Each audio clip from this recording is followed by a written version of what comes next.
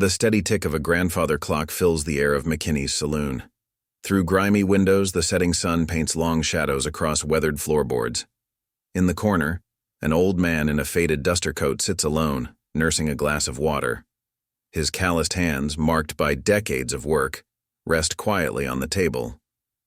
Nothing about him suggests danger, and that's exactly how Marcus Thorne prefers it these days.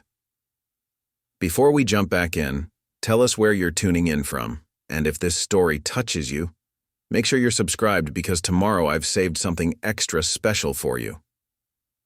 Silverpine wasn't much of a town anymore. What had once been a bustling silver mining community had dwindled to little more than a handful of buildings clutching desperately to the edge of the painted desert. The silver had run dry 15 years ago, taking with it the dreams of fortune seekers and leaving behind only those too stubborn or too rooted to leave. But for Marcus Thorne, it was perfect. No one here knew about El Coyote, the legend who could draw and fire before most men could blink. No one remembered the gunfighter who'd cleaned out the Thompson gang in '82, or the man who'd outdrawn 7 bounty hunters in the streets of Santa Fe.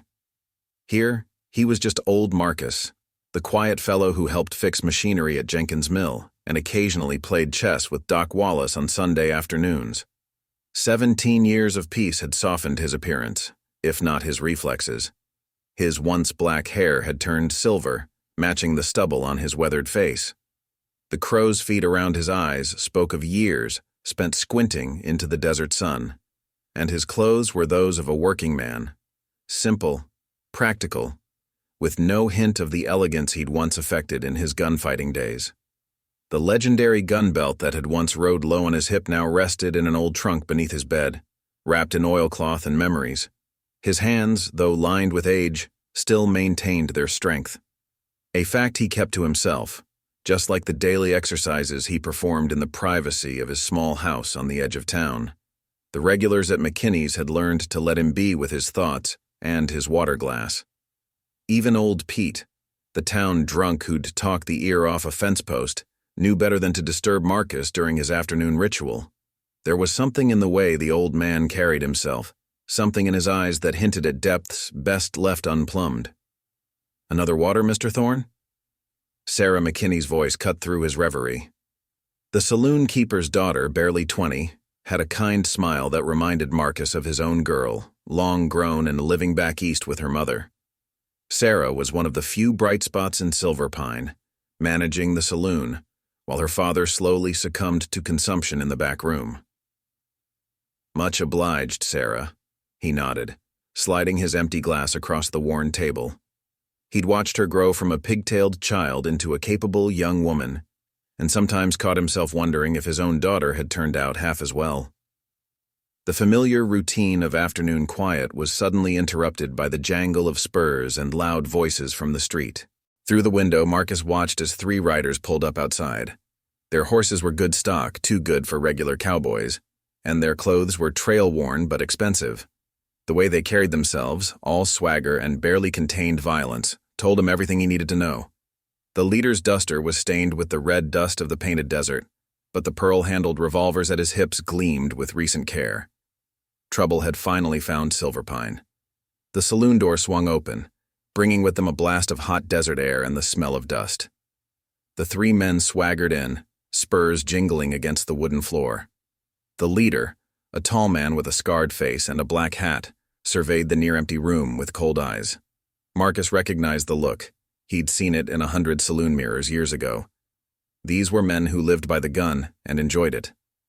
"Well, ain't this a sorry excuse for a saloon?" he drawled, his voice carrying the rough edge of someone used to being obeyed. "Where's the owner?" Sarah stepped forward, her chin held high despite the tremor Marcus could see in her hands. "My father's away on business. I'm managing things until he returns." The scarred man's lips curled into an unpleasant smile. "That so? Pretty little thing like you running a place like this?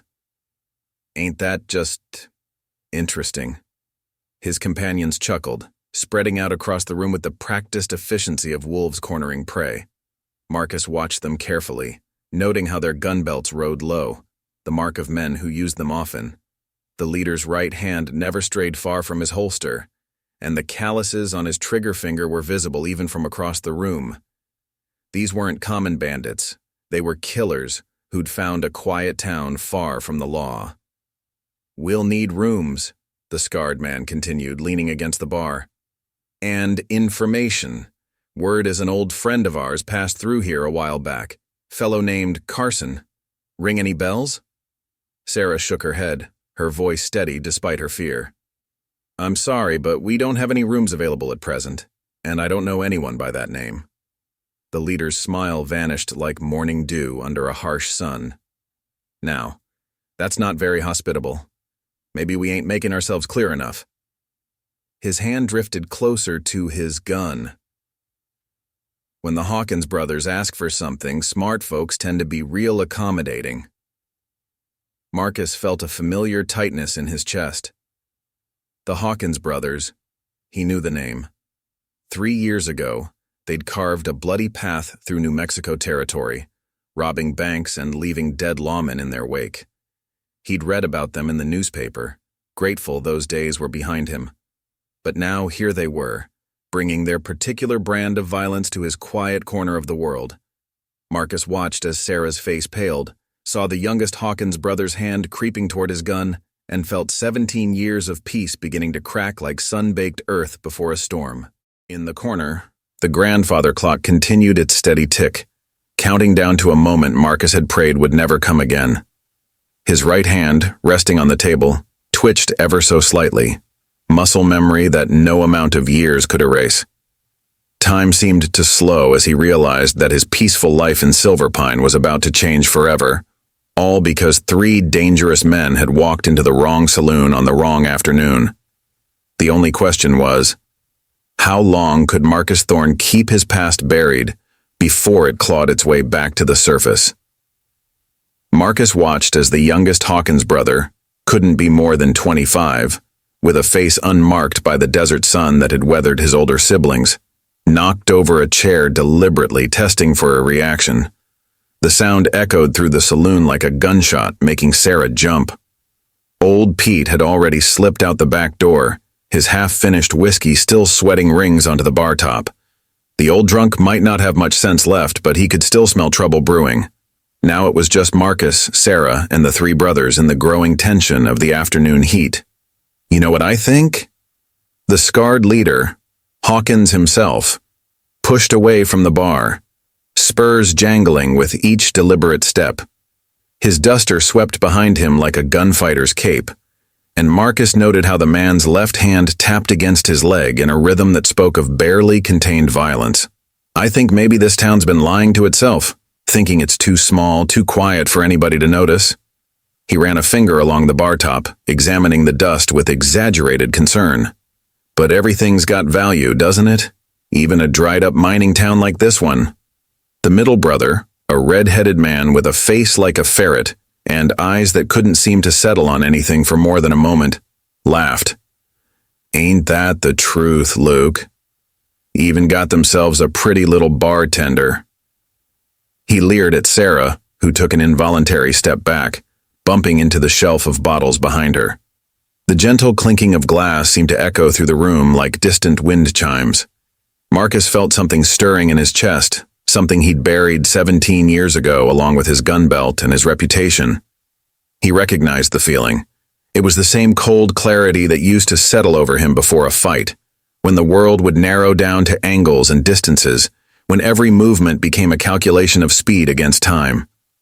His fingers, resting on the table, began to drum a slow rhythm, an old tell he thought he'd conquered. In his mind's eye, he could see his gun belt, wrapped in that oilcloth, lying in the trunk just 5 minutes' walk from here. 5 minutes might as well be 5 years if things went bad. "Now then," Luke Hawkins continued, reaching the middle of the room. The floorboards creaked beneath his boots, boards that had seen their share of blood and broken men over the years. "About those rooms, I'm thinking you might want to reconsider your position, miss. We're planning to stay a while, get to know the locals." His hand settled on his gun belt, thumb hooking over the elaborately tooled leather. "Make some friends." Sarah's voice trembled slightly, but she stood her ground. Marcus had seen that same steel in her mother's eyes years ago before the fever took her. As I said, we have no rooms available. The mining company representatives took them all last week. It was a lie. The mining company hadn't sent anyone in months, but Marcus had to admire her quick thinking. Mining company? The youngest Hawkins snorted, kicking aside another chair as he paced. In this ghost town? Ain't been nothing worth digging up here since before the war. Amalgamated Silver, Sarah continued, warming to her story. Her hands were steady now as she wiped down the bar, a picture of casual confidence that only someone like Marcus, who'd spent years reading people's tells, would know was forced. They're investigating reopening the Black Hawk mine. There's been talk of new veins discovered deeper in the mountain. Modern equipment can reach places the old-timers couldn't. Marcus noticed how Luke's eyes narrowed at this information. A ghost of a smile played across the gunman's scarred face, pulling at the white line that ran from his left ear to the corner of his mouth. Is that so? Well, ain't that interesting news? He turned to his brothers. Boys, I'm thinking Silver Pine might be more entertaining than we expected. The middle brother, the redhead who'd introduced himself with a leer rather than a name, moved closer to Sarah. His spurs marked each step with a predatory musical note. Maybe we ought to introduce ourselves proper to these fine mining gentlemen when they return. Wouldn't want them thinking we're unfriendly. Marcus could read their intentions as clearly as a story in the newspaper. They'd wait for the supposed mining men to return, ambush them, take whatever they were carrying. When no mining men showed up, they'd turn their frustrations on the town. He'd seen it happen before, back in his other life. Sometimes he'd been the one to stop it. Sometimes he'd been too late, arriving to find only cooling bodies and grieving families. The pattern was as familiar as an old song. First comes the threat, then the waiting, then the violence. Always the violence. The afternoon sun slanted through the windows, painting bars of light across the floor like prison cell shadows. In one of those bars, Marcus caught sight of his own shadow, stretched long and thin. For a moment it looked like the shadow he used to cast back when his gun belt rode low and men spoke his name in whispers, back when being El Coyote meant something more than just an old story told around campfires. Mister? Luke Hawkins had finally noticed him, sitting quietly in his corner. The gunman's eyes were the color of winter sky, cold and promising storm. You're awful interested in our conversation over there. Preparing and narrating this story took us a lot of time, so if you are enjoying it, subscribe to our channel. It means a lot to us. Now back to the story. Marcus kept his voice mild, his posture relaxed. Years of practice had taught him how to look harmless, how to be the old man everyone overlooked. Just enjoying my water is all. Water? The youngest brother laughed, the sound sharp and mean as a knife blade. In a saloon? What kind of man drinks water in a saloon? A careful one, Marcus replied, maintaining eye contact with Luke. He saw something flicker in the gunman's eyes. Recognition, maybe, or just the instinct that comes from years of sizing up potential threats. It was the look of a wolf catching an unfamiliar scent on the wind. Luke stepped closer, his spurs marking each step with a silver note. The other patrons had cleared out by now, leaving the saloon feeling bigger and emptier than before. You got a name, old-timer. Marcus Thorne. Thorne?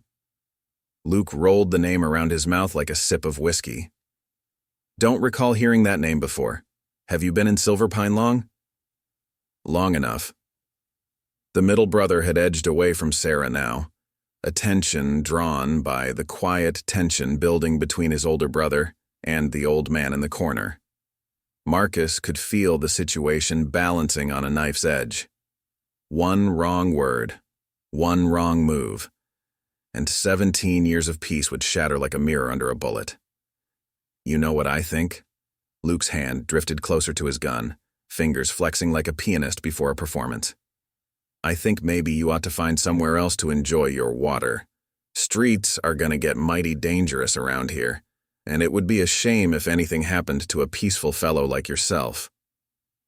Marcus felt time slow down, felt the weight of the moment pressing against him like a strong wind. He had a choice to make.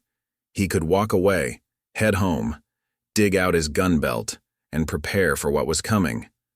The smart play, the careful play, the play that might save his life but cost him something more precious, the ability to look himself in the mirror tomorrow morning.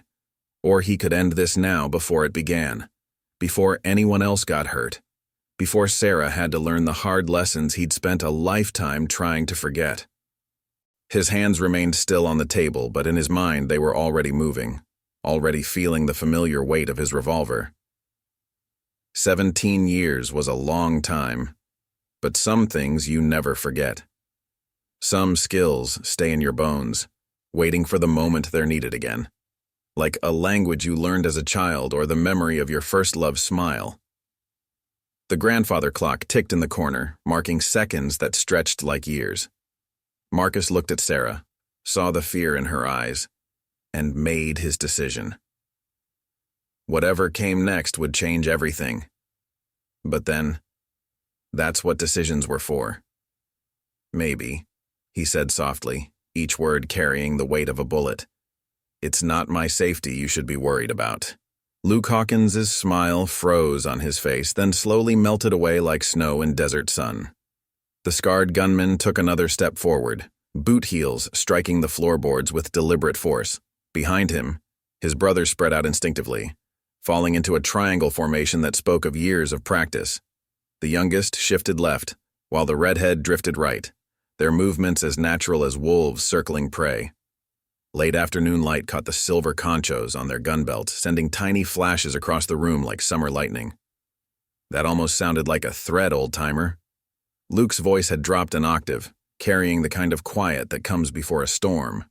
Surely a peaceful fellow like yourself wouldn't be threatening anybody. Not in a nice, quiet town like this. Marcus hadn't moved from his chair, hadn't so much as lifted his water glass. But something had changed in the way he held himself, a subtle shift that Sarah noticed from behind the bar. The stoop in his shoulders had vanished, replaced by the kind of stillness that comes only from complete control. His eyes, usually soft with age and memory, had taken on a harder cast, like river stones polished by years of dangerous currents. "Just making an observation," Marcus replied, his voice carrying to every corner of the suddenly silent room, bouncing off the tin ceiling tiles that had witnessed countless confrontations over the years. About safety, about choices, about how some men don't know when they're pushing their luck, about how some decisions can't be unmade. The youngest Hawkins brother laughed, but there was an edge of uncertainty to it now, like a man testing ice he's not sure will hold his weight. Listen to this old fool, Luke, talking like he's somebody, like he's got any say in what happens here. Somebody? Marcus's lips curved in what might have been a smile, though it never reached his eyes. No, I'm nobody special. Just a man who's lived long enough to recognize trouble when it walks through the door. He paused, letting his gaze drift to each brother in turn, noting how the redhead's trigger finger twitched against his holster, how the youngest kept shifting his weight from foot to foot. And long enough to know what happens next if that person trouble doesn't walk right back out. Sarah watched the exchange with growing tension, her hands gripping the edge of the bar until her knuckles whitened. She'd known Marcus Thorne for 5 years, seen him fix machinery with hands that never seemed to shake, play chess with the doctor on lazy Sunday afternoons, help repair the church roof after the big storm last winter. But she'd never heard him speak like this, never seen this steel-spined stranger wearing her friend's familiar face. It was like watching a mask slip, revealing something dangerous underneath. Luke's hand had drifted closer to his gun, fingers flexing like a card sharp before the deal. A bead of sweat traced the scar on his face, despite the cooling air. You know what I think, Mr. Thorne. I think maybe you've been out in the sun too long, making you say things you might regret. Things that might have consequences. The sun's been good to me, Marcus replied, his voice carrying the kind of patience that comes from the long practice. Shows me things clear as day, like how your left boot heel worn down more than your right, means you pivot on it when you draw. Or how your younger brother there can't seem to keep his gun hand still.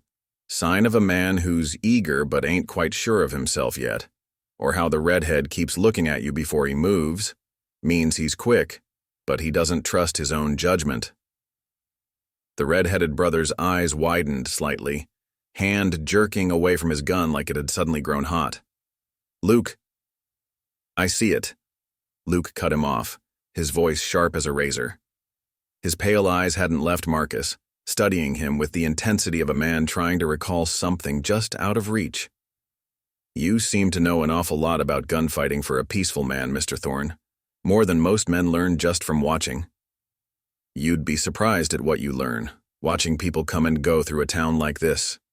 Marcus's fingers had stopped their drumming, settling into an unnatural stillness that seemed to draw all eyes in the room. 17 years I've sat in this corner, seen all kinds pass through, some looking for trouble, some running from it. Some think they're the fastest guns around right up until they meet somebody faster. Sometimes they learn from the meeting.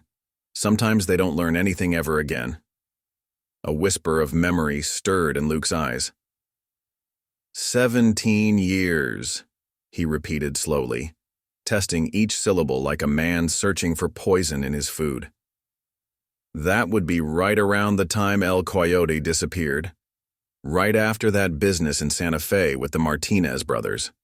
Sarah's sharp intake of breath was the only sound in the room. Everyone in the territory had heard of El Coyote, the legendary gunfighter who'd vanished without a trace after the bloody showdown in Santa Fe. Some said he'd been killed, others that he'd grown tired of the killing and walked away. The stories varied, but they all agreed on one thing. He'd been the fastest gun anyone had ever seen. "El Coyote's just a story now," Marcus said quietly, his words falling into the silence like stones into a deep well. "Like most things from those days. Just tales people tell around campfires to scare their children straight." "Maybe." Luke's scarred face had taken on a predatory intensity, like a hunting cat that's caught an interesting scent. Or maybe he just got old, started drinking water instead of whiskey, found himself a quiet corner in a quiet town. His hand settled on his gun belt, thumb hooking over the tooled leather. Would be quite a thing, wouldn't it? Finding out El Coyote's been hiding right here in Silverpine all this time. Marcus's next words carried across the room like smoke over still water. Might be an even bigger thing finding out why he chose to disappear in the first place. Why might a man walk away from a reputation like that, only to surface again when three brothers ride into town looking for trouble? The youngest Hawkins brother's hand had drifted to his gun now, but there was sweat visible on his forehead despite the cooling air. The redhead had backed up another step, his ferret-like face darting between his older brother and the seated figure, trying to calculate odds that suddenly seemed less certain. "Could be we're about to find out," Luke said, his voice soft but carrying an edge sharp enough to draw blood. "Unless you're planning to handle this with just words, old-timer." "Words can be enough," Marcus replied, "if a man's smart enough to hear what they're really saying." He lifted his water glass, took a slow sip, set it down with deliberate care. Each movement was measured, precise, like a man who'd never needed to hurry because waiting was part of his strength. "Question is, are you that smart, Mr. Hawkins?" The grandfather clock ticked away the seconds, each sound like a hammer falling on steel. Through the windows the sun had sunk lower, painting the saloon in shades of amber and shadow. In those shadows, murder waited with practiced patience, balanced on the knife edge between warning and war. Sarah watched it all, her heart hammering against her ribs, seeing her quiet town balanced on the precipice of violence. And in the middle of it all sat Marcus Thorne, still as death itself, his eyes carrying the weight of 17 years of secrets about to come undone. The saloon's batwing doors creaked open, drawing every eye except Marcus's. Sheriff Tom Wheeler stood framed in the doorway, his badge catching the late afternoon light. He was a young man, barely 30, who'd taken the job because nobody else wanted it. His gun belt was new, the leather still stiff, and his stance spoke more of uncertainty than authority. "Everything all right here?" Wheeler's hand rested nervously on his holster, eyes darting between the Hawkins brothers and Marcus. Old Pete came running into my office, talking about trouble. Luke Hawkins straightened slowly, though his eyes never left Marcus. No trouble, Sheriff, just having a friendly conversation with Mr. Thorne here about the old days. Ain't that right? The old days, Marcus repeated softly. They have a way of catching up to a man, don't they, Sheriff? Like unpaid debts. Wheeler shifted uncomfortably, aware he'd stepped into something he didn't fully understand. The tension in the room was thick enough to cut with a knife, and he could feel the weight of years' worth of history pressing down on the moment. Mr. Thorne's been telling us some interesting stories, the youngest Hawkins brother said, trying to inject lightness into his voice but failing. About El Coyote. Have you ever heard those stories, Sheriff? Wheeler's face paled slightly. Like everyone else in the territory, he knew the tales. Those are old stories, best left in the past where they belong. The past, Luke mused, his scarred face thoughtful. Funny thing about the past, sometimes it's sitting right in front of you drinking water in a saloon corner. He turned to Wheeler, his voice taking on an official tone. Tell me, Sheriff, how long has Mr. Thorne here been in your town? 17 years. Sarah answered from behind the bar, her voice steady despite her fear. Since before I was born, he's a good man, never caused any trouble. 17 years, Luke repeated, savoring the words. And in all that time, has anyone ever seen him draw a gun? Ever seen him wear a gun belt? Ever wondered why a man who knows so much about gunfighting chooses to live such a peaceful life? Wheeler's eyes narrowed, really looking at Marcus for perhaps the first time since taking office. The old man hadn't moved from his chair, hadn't changed his relaxed posture, but something was different. The sheriff had seen his share of dangerous men in his short career, learned to recognize the signs. Now, looking at Marcus Thorne, he saw what he'd been missing all these years. Mr. Thorne, Wheeler said carefully, maybe you ought to come down to my office for your own protection. A ghost of a smile touched Marcus's lips. Appreciate the offer, Sheriff, but I reckon I'll stay right here. Sometimes a man has to face what's coming, even if he'd rather not. Face what's coming? The red-headed Hawkins brother's voice cracked slightly. Luke, maybe we ought to— Quiet, Luke snapped, his face hardening. Mr. Thorne here's been suggesting we leave town. Says it ain't safe for us to stay. His hand hadn't moved from his gun belt. But I'm thinking maybe it ain't safe for him. Man his age living with secrets like that. Might be time those secrets came to light. Sarah stepped out from behind the bar, her father's stubborn courage showing in her stance. Leave him alone. Whatever you think you know, whatever you're planning, just leave him be. Brave girl, Luke said without looking at her. But this ain't about you. This is about legend and truth. About whether El Coyote really died in Santa Fe or if he just got tired. About whether a man can really change his nature or if it just goes to sleep for a while, waiting to wake up. Marcus's voice cut through the tension like a well-honed blade. You seem awful interested in El Coyote, Mr. Hawkins. Any particular reason? Something dark flickered across Luke's scarred face. Maybe I knew some of the men he killed. Maybe I've spent years wondering about the man who put this mark on my face back when I was just starting out. The man who shot the gun out of my hand and left me alive, but made sure I'd never draw as fast again. Understanding dawned in Marcus's eyes. The boy from the Carson gang, I remember now, you were riding with them when they tried to rob the bank in Tucson. Wasn't much more than a kid, Luke agreed, his voice tight with old pain. Just 16. You shot my gun hand, sent the bullet right through the webbing between thumb and finger. Ruined my draw forever. But you let me live. Let me watch as you killed the others. Wheeler's hand tightened on his gun. Now hold on. Stay out of this, Sheriff, Luke warned, never taking his eyes off Marcus. This is between me and him. 17 years I've been looking. 17 years of hearing stories, following rumors, always a step behind. And here you are, hiding in plain sight, drinking water in a two-bit saloon. The grandfather clock struck the hour, each chime falling into the silence like stones into a deep well. Outside, the sun had sunk lower, painting the sky in shades of blood and gold. A warm breeze stirred the dust in the street, carrying with it the promise of violence as old as the territory itself. Marcus set his water glass down for what might be the last time. 17 years is a long time to carry a grudge, boy. Long enough to learn better. Long enough to get good with my left hand? Luke replied softly. Long enough to make sure when I found you it'd end differently this time. The saloon had grown darker as the sun continued its descent, shadows pooling in the corners like spilled ink. Sheriff Wheeler stood frozen between duty and wisdom, his new badge suddenly feeling as heavy as a gravestone on his chest. Sarah had backed away from the bar, her hands pressed against her mouth, watching the scene unfold like a nightmare, made real. Left hand, Marcus mused, his voice carrying the kind of calm that comes just before a lightning strike. That's why I didn't recognize your draw stance earlier. You've adapted, changed your style. There was almost a note of approval in his voice, the gunfighter's appreciation for technique rising above personal feelings. Luke's scarred face twisted into something between a smile and a grimace. Had to. After what you did, had to learn everything all over again.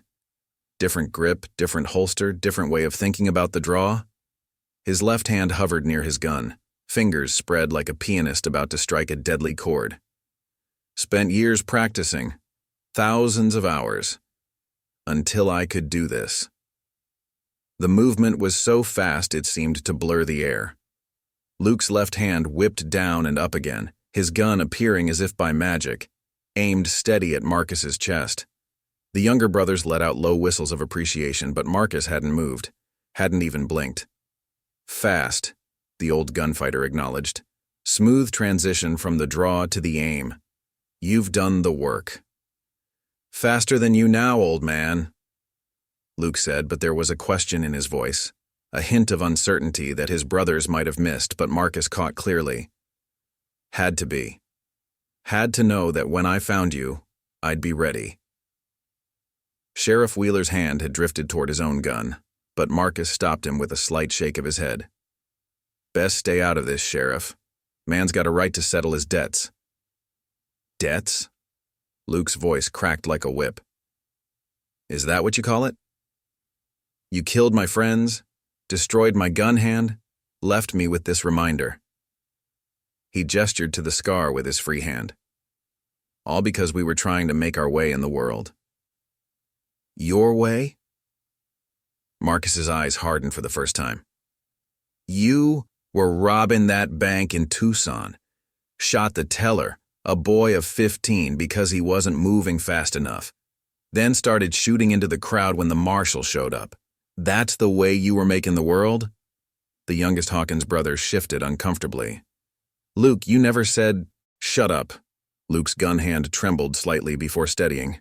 You don't get to judge me, old man, not after what you did, not after hiding out here pretending to be something you're not. El Coyote, the famous gunfighter with a conscience, the man who only killed bad men. He spat the words like poison. Tell me, how many men did you kill before you found your conscience? How many didn't deserve it? A shadow passed across Marcus's face, brief but deep as a canyon. Too many, he admitted quietly. That's why I stopped. Why I walked away. Some debts can't be paid with more killing. Sarah's voice cut through the tension. Marcus, is it true? Were you really El Coyote? Marcus's eyes never left Luke's gun. Yes, though not for a long time now. Not since Santa Fe. Not since I realized what I was becoming. What are you becoming? Luke's laugh was sharp as broken glass. You were becoming a legend. The fastest gun in the territory. The man who could draw and fire before most men could blink. And you threw it away to become what? A mill worker, a chess player, a peaceful old man drinking water in a corner?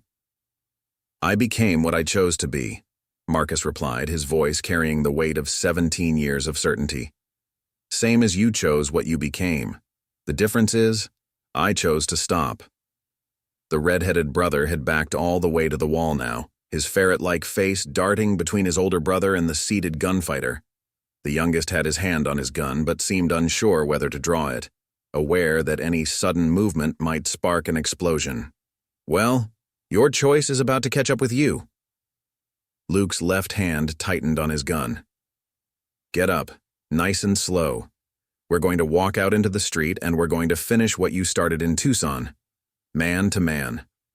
Unless you're too old and peaceful to strap on a gun anymore." Marcus sat very still, 17 years of peace hanging in the balance.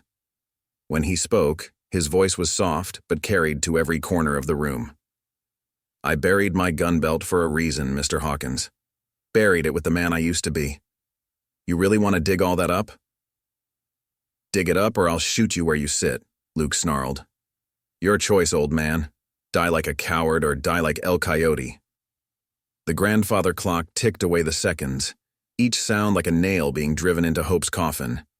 Sheriff Wheeler looked desperately between the two men, knowing he should do something but equally certain that any intervention would only make things worse. Sarah's eyes were bright with unshed tears, seeing her friend balanced between the man he'd chosen to be and the man he'd once been. Finally, Marcus nodded, the movement so slight it was barely perceptible. "Sarah," he said, his voice gentle as falling snow. "In my house, under the bed, there's an old trunk. The key's on a leather string in the top drawer of my desk. Would you fetch it for me?" Sarah hesitated only a moment before nodding and hurrying toward the door. As she passed him, Marcus spoke again, his words carrying the weight of both apology and farewell. "I'm sorry you have to see this. Sorry to bring this violence to your door. But sometimes the past won't stay buried no matter how deep you put it." The minutes stretched like years as they waited for Sarah's return. Luke kept his gun trained steadily on Marcus, while his brothers maintained their positions, creating a triangle of threat around the seated man. Outside, the street had grown quiet, as if the town itself was holding its breath. Sheriff Wheeler cleared his throat. "Maybe there's another way to settle this." "There isn't," Luke cut him off, never taking his eyes off Marcus. "Been too many years, too many miles. Man kills your friends, ruins your gun hand, leaves you with a face that makes children cry. That ain't the kind of debt that gets settled with words." Marcus sat perfectly still, but his mind was racing through memories of another life. The weight of his gun belt across his hips, the smell of gun oil and leather, the way time seemed to slow down in those crucial moments before a fight. 17 years of peace had softened his appearance but hadn't dulled those memories.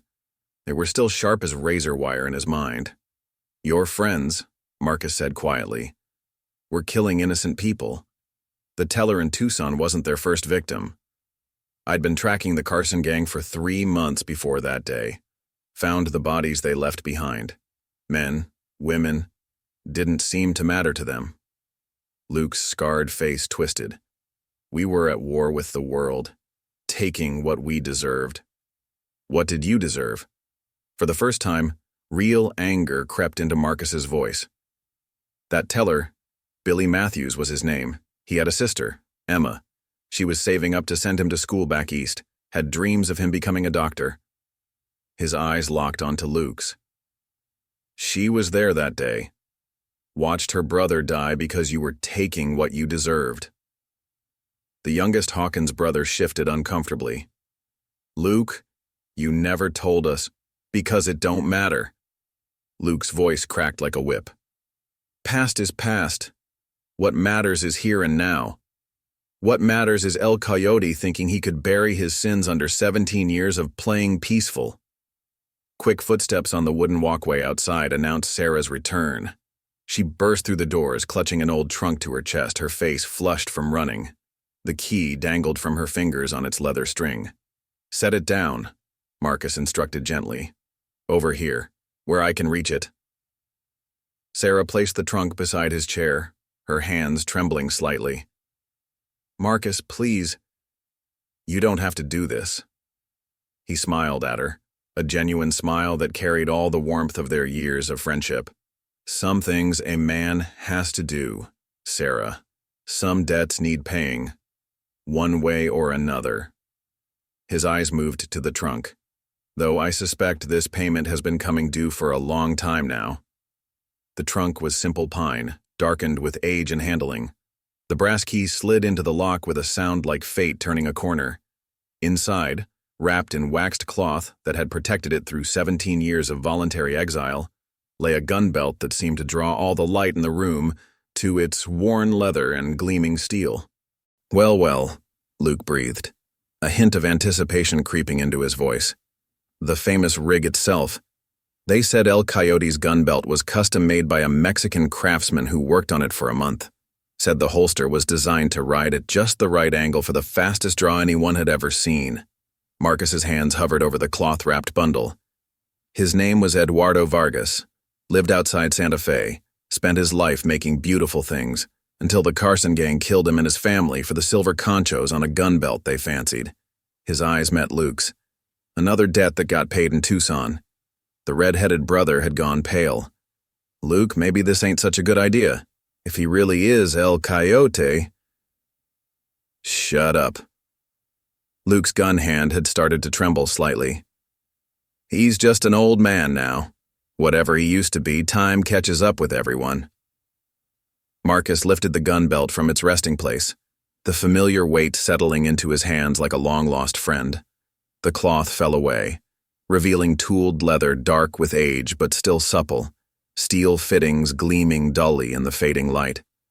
The Colt rode in its holster like it had been born there, its ivory grips yellowed but smooth from years of use. Sarah watched with a mixture of fascination and horror as her friend, the quiet man who'd fixed her father's machinery, who'd taught her to play chess, who'd always had a kind word and a gentle smile, transformed before her eyes. Just holding the gun belt seemed to change him, straightening his spine, squaring his shoulders, turning back the years like pages in a book. "Last chance," Marcus said softly, his hands running over the leather with practiced familiarity. "Walk away, Mr. Hawkins. Take your brothers and ride out. Let the past stay buried." Luke's laugh was sharp and bitter as winter wind. "You know I can't do that, not now. Not after all these years." "No," Marcus sighed, rising slowly from his chair. "I don't suppose you can." His movements were deliberate, unhurried, as he buckled on the gun belt. The weight settled across his hips like a sentence being passed. "Sheriff, you'll want to clear the street. And Sarah." He turned to her, his eyes soft with regret. "You should go to your father now. Some things aren't meant to be witnessed." The grandfather clock ticked away the moments, each sound marking time's steady march toward violence. Outside, the sun had touched the horizon, painting the world in shades of gold and shadow. Soon it would be dark, but not before old debts were paid, in the currency of lead and blood. Marcus Thorne stood straight and tall, 17 years of peace falling away like autumn leaves in a storm. In his place stood El Coyote, the legend that had never quite died, the ghost that had waited patiently in that trunk for the day when it would be needed again. The street emptied like a river running backward, leaving nothing but dust devils dancing in the last rays of sunlight. Word had spread through Silver Pine faster than summer lightning. El Coyote was strapping on his gun again. Shutters closed, doors locked, and parents hurried their children inside, leaving the street as empty as a church on Saturday night. Sheriff Wheeler stood on the boardwalk outside the saloon, torn between duty and common sense. "Mr. Thorne, Marcus, as the law in this town, I can't just—" "You can and you will, Sheriff." Marcus cut him off, his voice carrying the kind of authority Wheeler's badge had always aspired to, but never quite achieved. "This started before your time, and it'll end the same way. Some things the law can't touch." Luke Hawkins had backed out onto the street, his left-handed draw position perfect, gun still trained on Marcus. His brothers flanked him, their own weapons now drawn, but their hands were shaking. They'd heard the stories of El Coyote all their lives. Everyone had. But seeing the legend come to life before their eyes was something else entirely. 17 years, Luke called out, his voice carrying across the empty street. 17 years I've dreamed about this moment, practiced for it, lived for it. Marcus stepped out of the saloon, the setting sun casting his shadow long and dark across the packed earth. The gun belt rode naturally on his hips, as if the 17 years without it had been the aberration. His hands hung loose at his sides, ready but not tense. 17 years is a long time to waste on hate, he replied, his boots raising small puffs of dust as he moved. Could have built something in all those years. Could have become something more than just another man with a gun. Built something? Luke's laugh was bitter as poison. With this hand? He raised his right hand, revealing the twisted scar tissue between thumb and forefinger. With this face? You took my choices away that day in Tucson. Left me with nothing but revenge. From the saloon doorway, Sarah watched the scene unfold with her heart in her throat. The Marcus she knew, quiet, gentle, always ready with a kind word, seemed to have vanished. In his place stood a stranger who wore familiar features, but moved like a hunting cat, each step measured and deadly with purpose. I gave you a choice that day, Marcus said, stopping 20 paces from Luke. Could have killed you like I did the others. Instead, I took away your gun hand, gave you a chance to walk a different path. His eyes were hard as desert stones. Not my fault you chose to walk it left-handed instead of straight. The youngest Hawkins brother's gun wavered. Luke, maybe we should take one step toward your horse, Luke snarled, and I'll kill you myself. We finish this. Here. Now. The sun touched the horizon, painting the street in shades of blood and gold. A warm wind stirred the dust, carrying with it the memory of 17 years of peace about to end. In windows up and down the street, faces appeared and disappeared like ghosts, the whole town watching while trying to remain unseen. Your brothers don't need to die here, Marcus said quietly. This is between you and me. Let them ride out. Like you let my friends ride out in Tucson? Luke's scarred face twisted. No, they stay. Want them to see the great El Coyote fall. Want them to tell the story of how Luke Hawkins outdraws the legend. Marcus nodded slowly, as if he'd expected nothing else. Then let's be clear about the rules, no shooting from the sides. He looked at the brothers. You draw on me, you die first. This is your brother's fight. Let him have it clean. The redhead swallowed hard. Luke. Do as he says, Luke ordered, his left hand rock steady on his gun. El Coyote wants a proper duel. We'll give him one. One last taste of the old ways before I send him to hell. Sarah's voice carried from the doorway, thick with unshed tears. Marcus, please, this isn't you anymore. You don't have to do this. Sorry, Sarah, Marcus replied without turning. Sometimes a man has to be who he really is, not who he's pretending to be. His voice softened slightly. Go inside now. Check on your father. Remember me as I was, not as what's about to happen. The sun slipped lower, the shadows growing longer, stretched like truth across the packed earth of the street. The wind had died completely, leaving the air heavy with anticipation. Even the ever-present sound of crickets had gone silent, as if nature itself was holding its breath. Anytime you're ready, old man, Luke called out, shifting his weight slightly. Been waiting 17 years for this, don't want to wait another minute. Marcus stood perfectly still, his hands still loose at his sides. When he spoke, his voice carried to every corner of the silent street, to every window where worried faces watched, to every heart that beat in fearful anticipation. 17 years ago, he said slowly, I walked away from this life because I was tired of counting the dead, tired of being the fastest, the deadliest, the most feared. Thought I could bury El Coyote under years of peaceful living. His eyes met Luke's across the 20 paces that separated them. But some things don't stay buried. Some debts have to be paid. And some men have to be who they are no matter how hard they try to be something else. The grandfather clock in the saloon began to strike the hour, its chimes rolling out across the silent street like thunder. With each sound, the sun slipped a little lower, the shadows grew a little longer, and two men faced each other across 20 paces of dust and destiny, waiting to see which of them would live to see the stars come out.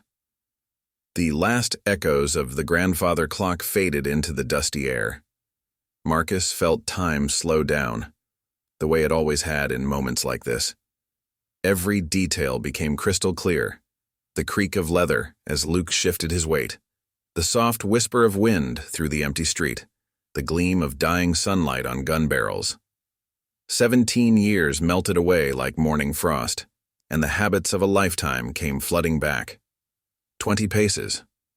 A distance he'd measured 1,000 times with his eyes, with his feet, with his life.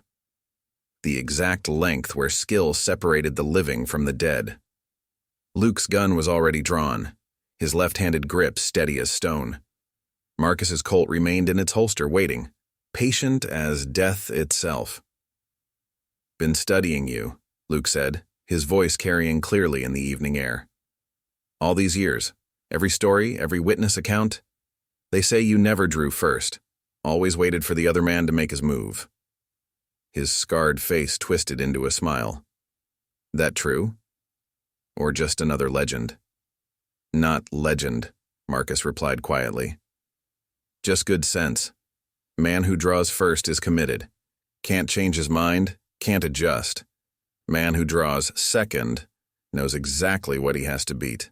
The youngest Hawkins brother shifted nervously. "Luke, if he's really never lost—" "Shut up!" Luke's voice cracked like a whip. "He's just an old man now. Whatever he used to be, time catches up with everyone." But there was a flicker of doubt in his eyes, a shadow of uncertainty that hadn't been there before. Marcus watched it all with the calm detachment that had made him legend. His mind cataloged every detail. The way Luke's weight was distributed, favoring his left side slightly. The angle of his gun, a fraction too high for optimal realignment after recoil. The tension in his brothers' faces as they watched their sibling prepare to face death. "You want to know the truth about Tucson?" Marcus asked, his voice carrying the weight of long-buried memory. "Why I left you alive that day?" Luke's gun hand tightened imperceptibly. "Don't matter now." "It matters," Marcus continued, as if Luke hadn't spoken. "You were different from the others. Even then, I could see it. You weren't empty inside like Carson and his killers. You were angry. Yes, lost, certainly. But there was still something human in your eyes when that teller died. Something that flinched." "You're trying to get in my head," Luke snarled, but his voice wavered slightly. "Trying to shake my nerve." "I'm trying to give you one last chance," Marcus corrected. "Same as I did that day. Walk away, Luke. Take your brothers and ride out. Let the past stay buried where it belongs." For a moment, just a heartbeat, something flickered in Luke's eyes. Something that might have been doubt, or recognition, or even a glimmer of the boy he'd been before violence and vengeance had scarred him inside and out.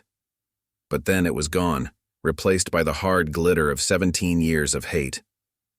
"Too late for chances," Luke said softly. "Too late for walking away. Draw your gun, old man.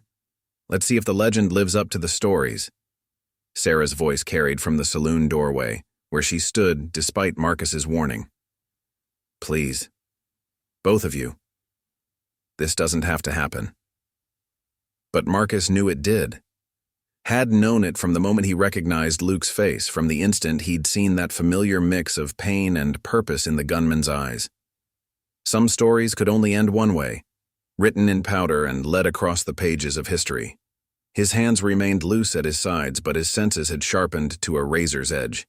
He could feel the weight of the Colt on his hip, the subtle patterns in the grip that Eduardo Vargas had carved by hand. Could smell gun oil and leather, desert dust, and the metallic tang of approaching night. Could see the subtle tells in Luke's stance that telegraphed his intentions as clearly as signal flags on a battlefield. "They say you were magic with that gun," Luke continued, his voice taking on a dreamlike quality.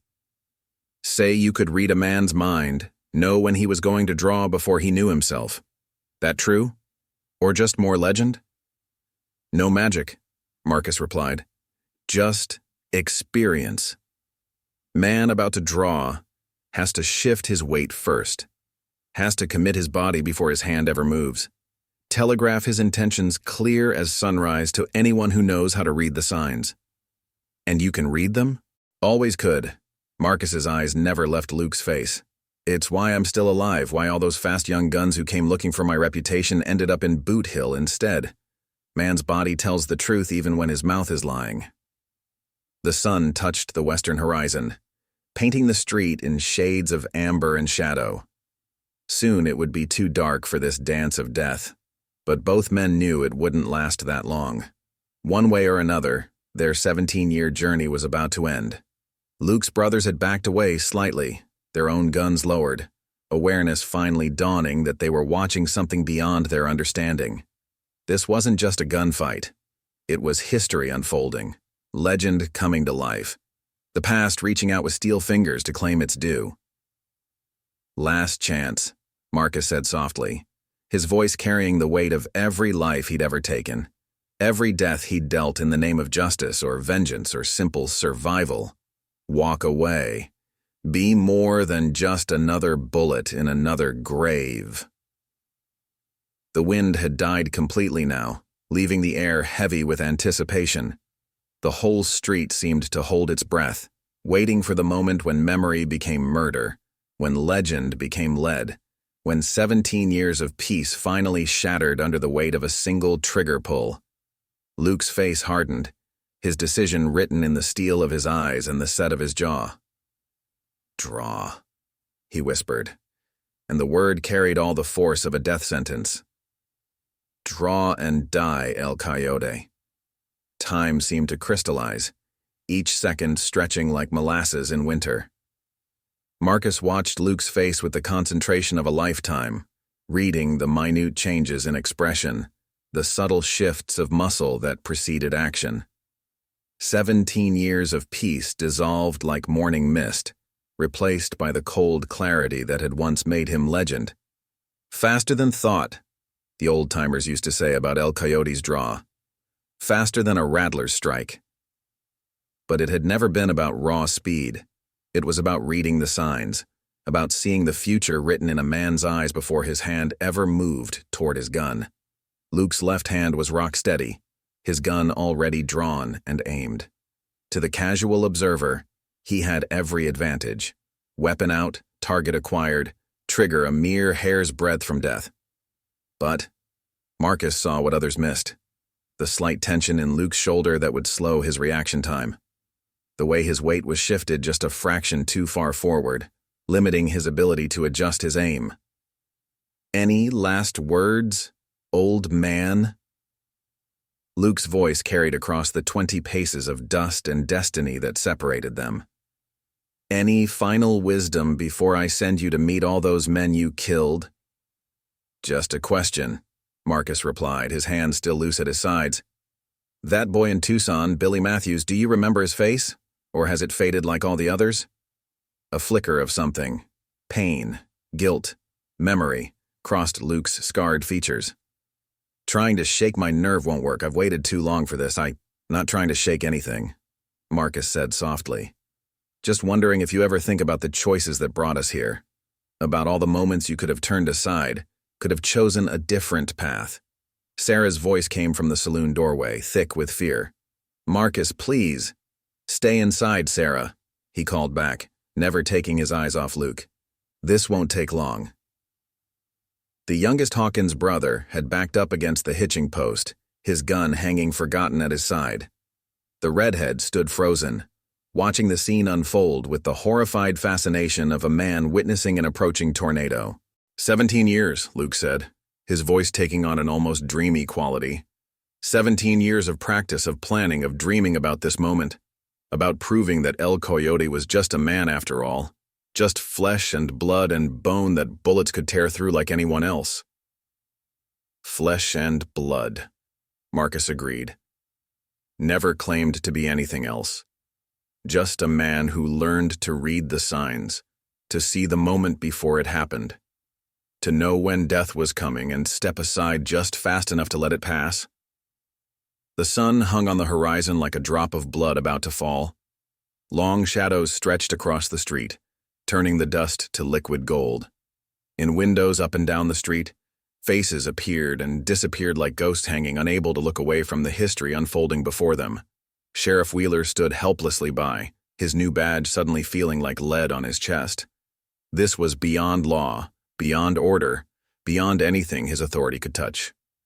This was legend coming to life, the past reaching out with steel fingers to claim its due. "They say you can see it coming," Luke continued, his left hand steady as stone on his gun. "Say you can read a man's intentions before he knows them himself. That true? Or just another story to scare young guns away?" Marcus didn't answer immediately. His eyes had taken on a distant look, as if seeing beyond the present moment into some realm where past and future merged. When he spoke, his voice carried the weight of every gunfight he'd ever survived, every life he'd ever taken. "Want to know the truth about speed?" he asked quietly. "It's not in the hand, not in the muscle or bone or sinew, it's in the mind, in the ability to see the moment before it happens, to be moving before the other man knows he's going to draw." "Philosophy won't save you," Luke snarled, but there was a tremor in his voice now. "Not against 17 years of practice, not against a hand that's never known anything but hate and revenge." "Hate makes you fast," Marcus acknowledged, "but it also makes you blind, makes you miss the small things that mean the difference between living and dying." His eyes locked onto Luke's.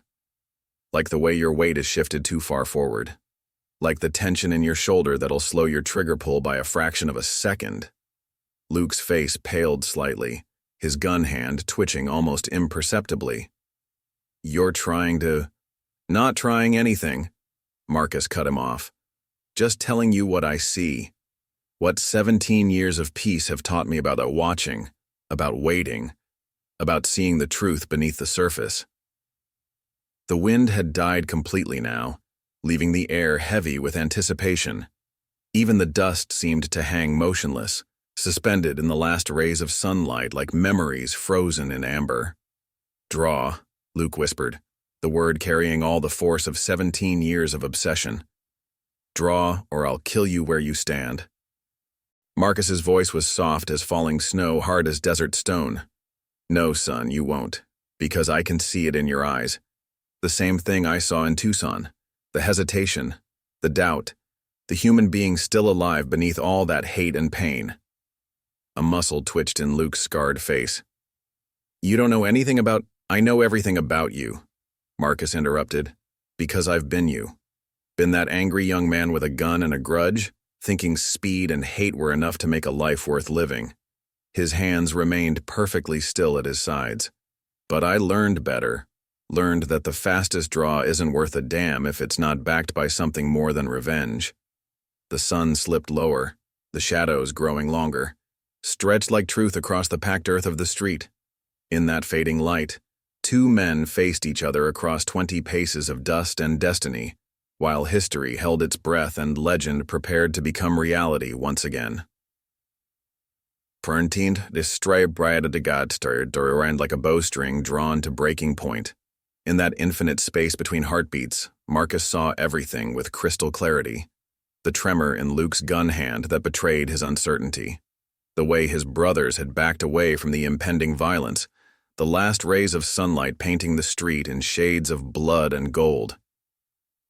"You think you know me?" Luke's voice cracked like dry timber. "Think you can read my soul like you read gun hands?" "I know the weight you carry," Marcus replied softly. "The faces that haunt your dreams. Billy Matthews, Eduardo Vargas, all the others who died because you chose the wrong path." His eyes never left Luke's face. "Know it because I carried that same weight until I learned there was another way." A bead of sweat traced the scar on Luke's face. "There is no other way. Not anymore. Not after 17 years. "There's always another way," Marcus said. "Right up until the moment you pull that trigger. Right up until you make the choice that can't be unmade." Sarah's voice carried from the saloon doorway, thick with tears. "Luke, please listen to him. It's not too late to—" The crack of Luke's gun cut through her words like thunder. But Marcus had seen it coming. had read it in the subtle shift of weight, in the tightening of shoulder muscles, in the desperate need to silence the truth before it could take root. He was moving before the bullet left the barrel, his body flowing like water around the path of lead. The shot echoed off the buildings, sending pigeons scattering into the darkening sky. A splinter of wood exploded from the wall behind where Marcus had been standing a heartbeat before, but the old gunfighter had already shifted, his movement so smooth it seemed almost casual, as if death itself couldn't touch him. Fast, Marcus acknowledged, his voice unchanged. But anger made you shoot wide, made you pull the trigger before you were ready. Luke's face had gone pale, his left hand adjusting his aim with desperate speed. That's impossible. Nobody's that fast. Not about speed, Marcus replied. Told you that already. It's about reading the signs, about seeing the moment before it happens.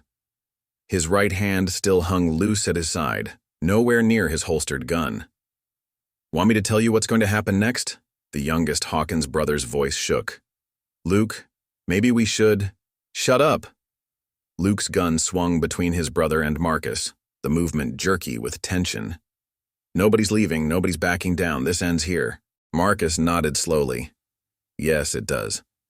Want to know how? You're going to shoot again. 2 shots this time. Fast, but not fast enough. Your hand's already getting tired from holding that gun so long, and the doubt's creeping in. After those shots miss, you'll start to realize what everyone else figured out years ago. Speed isn't everything.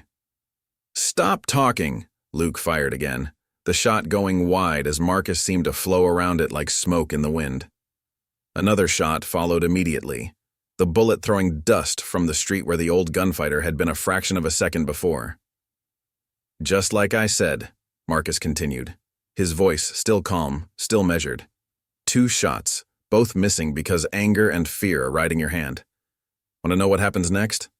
Luke's gun hand was trembling now, his face sheened with sweat despite the cooling air. You're not human. Can't be. Human as they come, Marcus replied. Just old enough to have learned that most gunfights are won or lost before the first shot's fired. Won or lost in the mind, in the heart, in the ability to see truth instead of what you want to believe. The red-headed brother had backed all the way to the hitching post, his own gun forgotten at his side. The youngest had gone pale as paper, watching legend come to life before his eyes. Sheriff Wheeler stood frozen, his hand nowhere near his gun, understanding that he was witnessing something beyond his authority to control. Next, Marcus continued, as if discussing the weather. You're going to realize that your left hand's starting to cramp. 17 years of practice are good, but muscles don't lie. The tension's building in your shoulder, making your aim less certain, making you wonder if everything you've believed about this moment was wrong. Stop it! Luke fired again, the shot wild, desperate. Stop talking and draw. Fight me like a man. Like a man? Marcus's voice carried a hint of sadness. What kind of man spends 17 years feeding his hate instead of healing his wounds? What kind of man lets one moment of violence poison his whole life? The sun hung on the horizon like a dying ember, painting long shadows across the street. In those shadows, 2 men faced each other across 20 paces of dust and destiny. One desperate and afraid despite his drawn gun, the other calm and still despite the bullets that seemed unable to touch him. You want to know what happens last? Marcus asked softly. Want to know how this story ends? Luke's face was a mask of conflicting emotions, hate and fear, doubt and desperation. Just draw.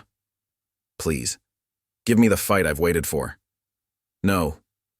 Marcus's voice was gentle but firm. Because this isn't about fighting. Never was. This is about choosing. About seeing the moment when you can finally let go of the past and walk a different path. The weight of 17 years seemed to press down on the street like a physical thing. In windows up and down the boardwalk, faces watched in silent witness as legend and reality merged in the dying light of day.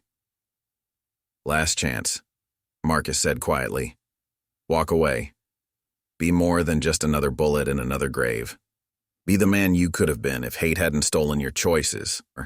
The street had grown silent as a grave, the only sound the ragged breathing of Luke Hawkins as he struggled with the weight of truth and memory. His left hand trembled slightly on his gun, the tremor growing more pronounced with each passing second. 5 shots fired, 5 shots missed, and El Coyote hadn't even touched his weapon. "You're playing with me," Luke snarled, but fear had crept into his voice, replacing the certainty of moments before. "Dancing around like some kind of devil." "No devil," Marcus replied calmly. "Just a man who's learned to read the signs. Your next shot will go wide right. You're compensating too much for the left-hand draw now.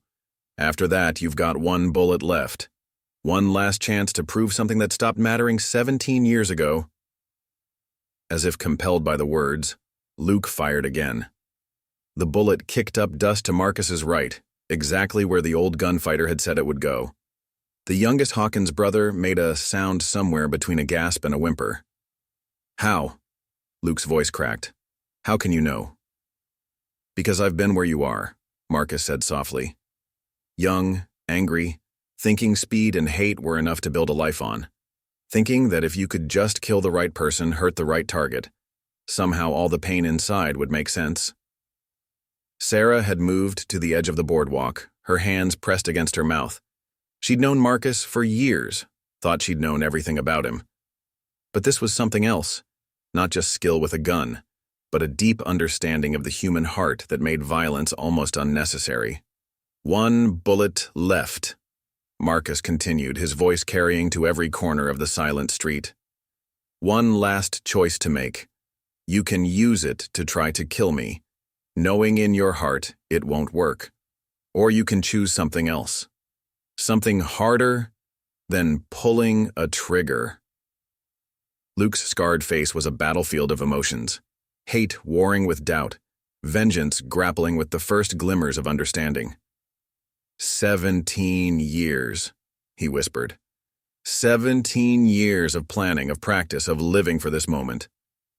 "And what has it gotten you?" Marcus asked gently. "A crooked hand, a scarred face, and a heart so full of hate it can barely beat? Is that worth 17 years of your life?" The red-headed brother spoke up, his voice shaking. "Luke, maybe he's right. Maybe it's time to—" "Shut up." Luke's gun swung wildly between his brother and Marcus, the movement desperate and uncertain. "All of you shut up. This isn't how it's supposed to go. You're supposed to draw. Supposed to give me my chance at revenge." "Revenge," Marcus echoed, the word heavy with meaning. "Ever wonder why I left you alive that day in Tucson?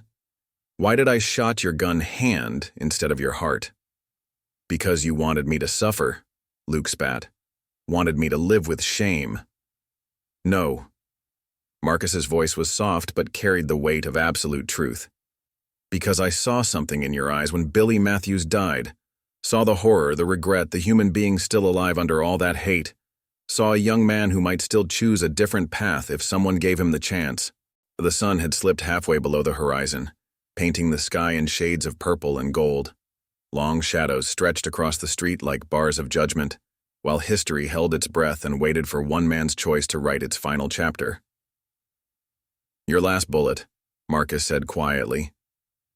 "Use it to kill me if you can, or use it to kill the hate that's been eating you alive for 17 years. Your choice." Luke's gun hand trembled violently now, tears cutting tracks through the dust on his scarred face. "I don't know how," he whispered. "Don't know how to be anything else anymore." "Yes, you do." Marcus took a step forward, then another, his movements slow and deliberate. "The same way I did. One choice at a time. One day at a time. Starting with this moment, right here." Sheriff Wheeler watched in amazement as Marcus walked steadily toward Luke, making no move toward his own weapon. The setting sun caught the silver in his hair, the lines in his face, painting him in colors of wisdom and time. 17 years ago, Marcus continued, his voice gentle as falling snow, "I gave you a chance to choose a different path. You weren't ready then. The hate was too fresh, the pain too deep. But time changes things, changes people. If they let it. He was 10 paces away now, then 8, then 6. Luke's gun followed his movement, the barrel weaving like a snake about to strike, but something had changed in the younger man's eyes. Something was cracking, breaking like ice in spring. "Can't take back what happened in Tucson," Marcus said. "Can't undo the choices that brought us here. But we can choose what happens next. Both of us. Right here. Right now." 5 paces separated them now. Luke's brothers watched in stunned silence as the legend they'd heard about all their lives walked calmly toward a loaded gun, armed with nothing but truth and time. "Your choice, son," Marcus said softly. "That last bullet can start another 17 years of hate, or it can end them. Right here. Today." 4 paces. 3. The entire street seemed to hold its breath, watching the space between an angry man with 1 bullet and a peaceful man with unshakable calm. In that space hung 17 years of pain, of practice, of purpose about to be tested against a truth as old as time itself. "Choose," Marcus whispered, close enough now to reach out and touch the trembling gun if he wanted. "Choose who you're going to be for the next 17 years. Time seemed to stop in the dying light of day. Luke Hawkins stood with his gun hand trembling, tears cutting clean tracks through the dust on his face, while Marcus waited just 3 paces away. The last bullet hung between them like a question waiting to be answered, like a choice waiting to be made. "I see them," Luke whispered, his voice cracking. "Every night in my dreams. Billy Matthews, Eduardo Vargas, all of them. Thought if I killed you, they'd finally leave me alone." "They never leave you alone," Marcus replied softly. "Not really. Best you can do is learn to live with them. Learn from them. Let their memories guide you toward something better than what you were." The sun had almost disappeared now, painting the western sky in flames while darkness crept up from the east. In that half-light, the street of Silverpine had become a stage where the past and present grappled for control of the future. 17 years, Luke said, the words carrying all the weight of a life misspent. 17 years of practice, of planning, of dreaming about this moment. And now, his gun hand trembled violently. "Now I don't even know if I can pull the trigger." "Because you're not the same man who rode with Carson's gang," Marcus said. "Not the same angry boy I spared in Tucson. Time changes things, changes people, if they let it." Sarah watched from the boardwalk, her heart in her throat, as the 2 men stood almost close enough to touch. The Marcus she knew, quiet, gentle, always ready with a kind word, had merged with the legend of El Coyote, creating something entirely new, something that fought with wisdom instead of bullets. "How did you do it?" Luke asked, his voice barely above a whisper. "How did you walk away from being El Coyote, from all that power, that reputation?" "One day at a time," Marcus replied. "One choice at a time. Started with burying my gun belt and choosing to be something different, something more than just a fast hand and a deadly reputation." The youngest Hawkins brother had holstered his gun, watching the scene with a mixture of awe and confusion. The redhead stood frozen, unable to look away from the moment when legend and reality merged into something neither of them had expected. "But the guilt," Luke pressed, his scarred face twisted with pain. "The memories, the weight of all those deaths." "Stays with you," Marcus acknowledged. "But it changes. Becomes something you carry instead of something that carries you. Becomes a reason to do better, to be better, instead of an excuse for more violence." Sheriff Wheeler stood to the side, his badge catching the last light of day. He'd taken the job because nobody else wanted it, thinking he'd never face anything more dangerous than drunk cowboys on Saturday night. Now he was watching something beyond law, beyond authority, watching redemption being offered with empty hands and quiet words. That last bullet, Marcus continued, his voice gentle but carrying to every corner of the silent street. It's not just lead and powder. It's 17 years of your life, 17 years of hate and pain and practice, all wrapped up in one piece of brass. The question is, what are you going to do with it? Luke's gun hand shook so badly now he could barely keep it pointed. I can't. Yes, you can.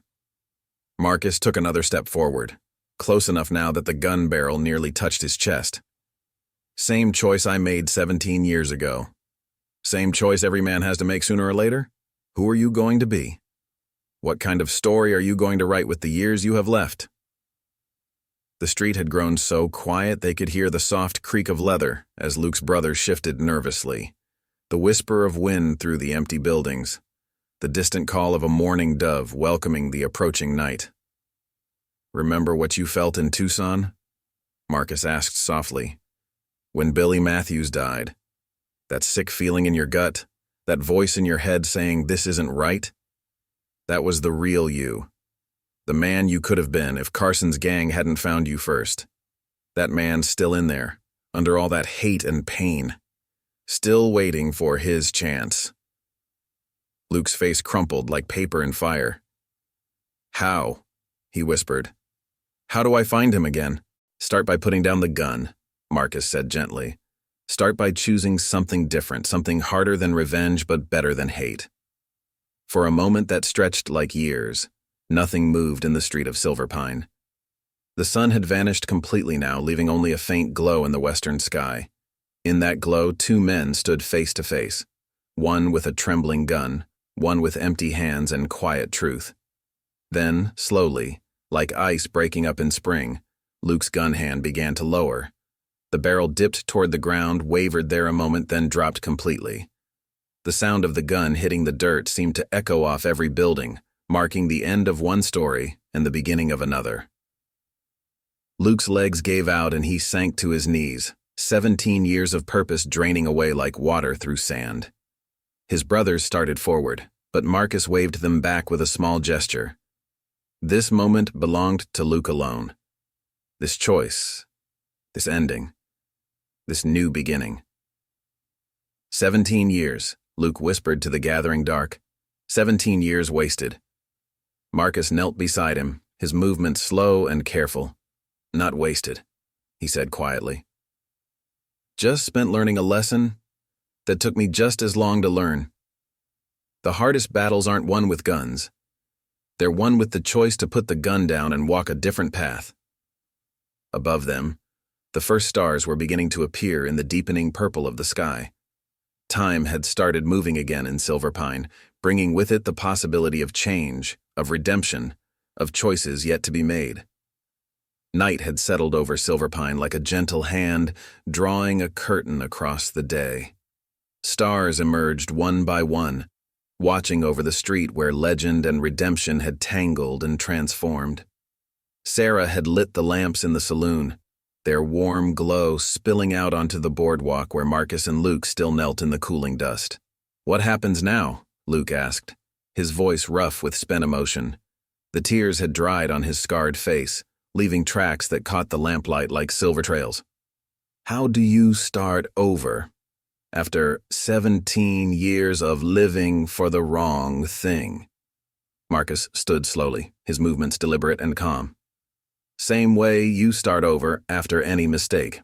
One step at a time, one day at a time, one choice at a time. He held out his hand to the younger man, starting with standing up. Luke stared at the offered hand for a long moment, as if it were something foreign and strange. Then, slowly, he reached up with his right hand, the one Marcus had shot in Tucson, the one that bore the scar of their first meeting, and took it. The gesture carried the weight of years, of choices, of paths diverging and converging again. The youngest Hawkins brother stepped forward, his face a mixture of relief and uncertainty. Luke, what do you want us to do? Go get the horses, Luke said quietly, his eyes never leaving Marcus's face. But not to ride out, not yet. Think maybe we all need to talk. Need to understand some things. Sarah emerged from the saloon carrying a tray with coffee cups, her movements careful in the gathering dark. Maybe you could all come inside? It's getting cold out here, and... She glanced at Marcus, seeking permission to extend hospitality to men who'd threatened violence minutes before. Marcus nodded, a slight smile touching his weathered face. Coffee sounds good, been a long day.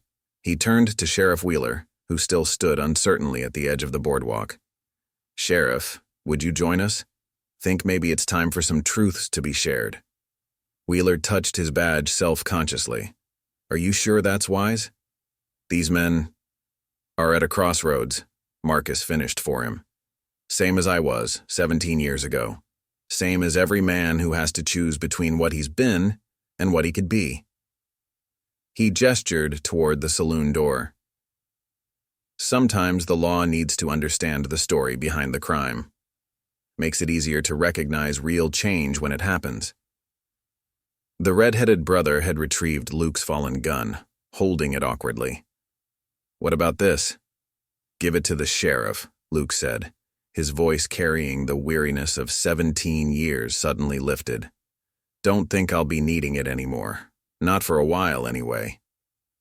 Inside the saloon, Sarah busied herself lighting more lamps while the men settled around a large table. The familiar space seemed different now, transformed by what had happened in the street outside.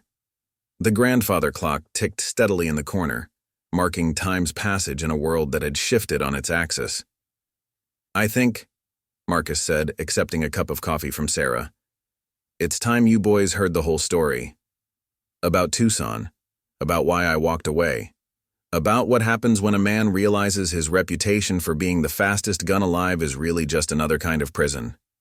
Luke cradled his coffee cup in hands that had stopped shaking, though his face still showed the strain of recent emotion. And about Billy Matthews? About all of them? About all of them, Marcus agreed. Their stories deserve to be told, deserve to be remembered for more than just being notches on a gun belt or names in a newspaper. Sheriff Wheeler pulled up a chair, his initial uncertainty giving way to genuine interest. I'd like to hear that story too, if you're willing to tell it. Been a sheriff here for 3 years. Never knew... He gestured vaguely. Any of this. That was the point. Marcus smiled slightly. 17 years ago, I buried El Coyote as deep as I could. Buried the gun belt, the reputation, the man I'd been. Thought if I lived quiet enough, peaceful enough, maybe that part of my life would stay buried. He glanced at Luke. But some things don't stay buried. Some debts have to be faced one way or another. Sarah brought more coffee and a plate of biscuits, then settled into a chair beside Marcus. The warm lamplight caught the silver in his hair, the lines in his face, painting him in shades of wisdom earned through hard experience. Start with Tucson, Luke said softly. Start with the day everything changed. For both of us. Marcus nodded slowly, his eyes distant with memory. Tucson, he agreed. Summer of '82. Hot enough to make the devils themselves seek shade. Carson's gang had been raiding up and down the territory for months, leaving a trail of bodies and burning buildings. Outside, the stars wheeled overhead in their ancient patterns, watching as truth and memory unwound like thread from a spool. In the street, the dust had settled where legend and redemption had danced their deadly waltz. And in the warm light of McKinney's saloon, 6 men and a young woman gathered to hear a story about choices, about consequences, about the long road from who we are to who we might become. Dawn came to Silverpine like a painter washing the world in gentle colors. The night had passed in a flow of stories and revelations, of truths long buried finally seeing light. Now, as the first rays of sun touched the eastern hills, Marcus stood on the boardwalk outside McKinney's saloon, watching the town come slowly to life. Luke Hawkins emerged from the saloon, squinting at the morning light. The scar on his face caught the sun differently now, somehow less harsh than it had seemed the day before. 17 years of hate and purpose had drained from his shoulders, leaving him looking younger despite the sleepless night. Your brothers are still sleeping? Marcus asked, though he already knew the answer. The youngest, Hawkins, had dozed off during the night's long conversation, while the redhead had finally succumbed to exhaustion just before dawn. Yeah, Luke nodded, coming to stand beside the older man. First peaceful sleep they've had in years, I expect. Been driving them hard these last months, hunting for you. He paused, considering his next words carefully. Hunting for something I thought I needed. Marcus smiled slightly. And now? Now. Luke shook his head slowly. Now I understand why you walked away. Why you buried El Coyote and chose to become something else. After hearing about all of it, the weight you carried, the choices you made, the path you found, he gestured at the peaceful street. This means something different now. Sarah appeared in the saloon doorway, carrying fresh coffee. The night's vigil had left shadows under her eyes, but her face carried a new understanding as she looked at Marcus. Breakfast will be ready soon, she said softly. Father's asking for you both. The mention of her father brought a shadow of guilt to Luke's face. Still can't believe he was there that day in Tucson, working as a deputy, trying to stop us. If I'd known. You couldn't have known, Marcus replied. Same as he couldn't have known that 17 years later, his daughter would be serving coffee to the man who shot him in the leg during that robbery. He turned to face Luke fully. That's why I told you both last night, why some truths need to come out, need to be faced. Only way to move forward. Sheriff Wheeler approached from the direction of his office, his boots raising small puffs of dust in the morning light. He'd left shortly after midnight to make his rounds, promising to return. Now he carried a bundle wrapped in old canvas. Found these in the jail, he said, holding out the package. Figure they might help with what you were talking about last night. About making amends. Luke unwrapped the bundle carefully, revealing 3 well-worn wanted posters. His own face stared back at him along with his brothers from the days when they'd first started making a name for themselves. The rewards offered seemed like relics from another life. Got word from the territorial marshal last night, Wheeler continued. Told him about what happened here, about the choice you made. He shifted uncomfortably. He's willing to consider a deal. Testimony about the remaining members of Carson's gang in exchange for clemency. Said something about 17 years being long enough. Luke's hands trembled slightly as he rewrapped the posters. And my brothers? They were never wanted for anything serious, Wheeler replied. Mostly just riding with you. They help with the testimony, they walk away clean. Marcus watched the exchange with quiet satisfaction. Justice takes different forms, he said softly. Sometimes it's punishment. Sometimes it's a chance to make things right. The sun had climbed higher now, painting Silver Pine in shades of promise. From inside the saloon came the sounds of Sarah preparing breakfast, of her father's wheelchair moving across the floorboards, of Luke's brothers stirring from their sleep. The ordinary sounds of life continuing, of the world turning toward something new. What will you do now? Luke asked, turning to Marcus. Now that everyone knows who you were, who you are. Marcus considered the question, watching as the town's other residents began emerging from their homes.